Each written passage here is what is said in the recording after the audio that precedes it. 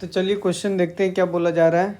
A plane containing the line L1 and L2 if P is a variable point on the plane which is at a distance of 4 from 0, 0, 0 on the basis of above information answer the following question। First question equation of plane, वो plane कौन होगा जो L1 and L2 दोनों line को contain करेगा। पहले देखें, अगर ये लाइन ये दिख रहा है प्लेन का इक्वेशन है, प्लेन का इक्वेशन है, ये लाइन को कंटेन कर रहा है, मीन्स इसमें लाइन है, तो वो तभी पॉसिबल है जब एक लाइन P1 एक प्लेन P1 और दूसरे P2 का पॉइंट ऑफ इंटरसेक्शन आएगा, तो लाइन ऑफ इंटरसेक्शन भी बोला जाता है। इसमें लाइन ऑफ इंटरसेक्शन होगा तो P1 और P2 के करस्पॉन्डिंग लाइन ऑफ इंटरसेक्शन तभी हो सकता है P1 plus lambda P2 is equal to 0। इसी में प्लेन P कंटेन करेगा लाइन L1 एंड L2, तो P का इक्वेशन क्या हो जाएगा P1 प्लस लेमडा P2,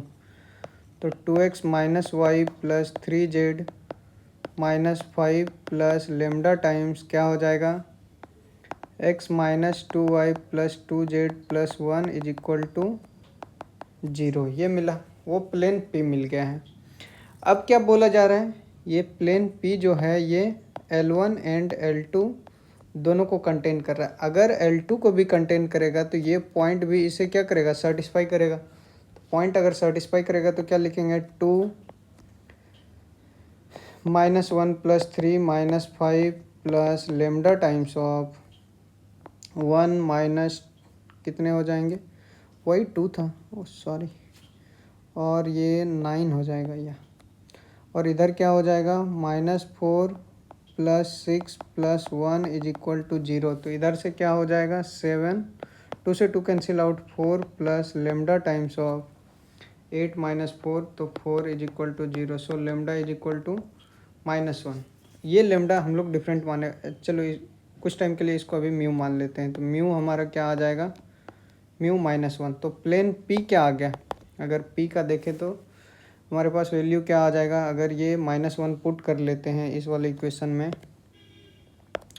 तो ये इक्वेशन कन्वर्ट किस में हो जाएगा, -1 अगर रखेंगे तो ये x y -2 plus 2 plus minus y, तो प्लस वाई, और z का क्वांटिटी माइनस, तो ये प्लस z और इधर से अपने पास क्या आ जाएगा -1 -6 इज इक्वल टू 0। तो x plus y plus z is equal to 6। तो वो प्लेन कौन सा होगा जो लाइन को कंटेन कर रहा होगा x plus y plus z is equal to 6। So option 1 is the correct answer.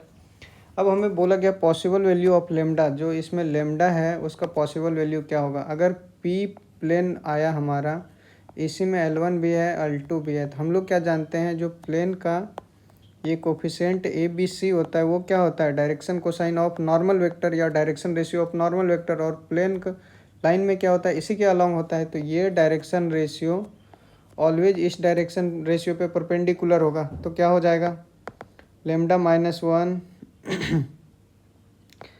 Plus lambda -2 plus lambda -3 is equal to 0, 3 lambda is equal to 6, lambda is equal to 2। So option C is correct. अब क्या बोला जा रहा है, area of region bounded by locus P। तो P का locus क्या है, P भी है वेरिएबल पॉइंट ऑन प्लेन, तो प्लेन पे एक वेरिएबल पॉइंट है जिसका ओरिजिन से डिस्टेंस जो है वो 4 यूनिट है। तो पहले इस प्लेन का डिस्टेंस देख लेते हैं कि यहीं पे P है क्या, इसके अलावा कहीं है।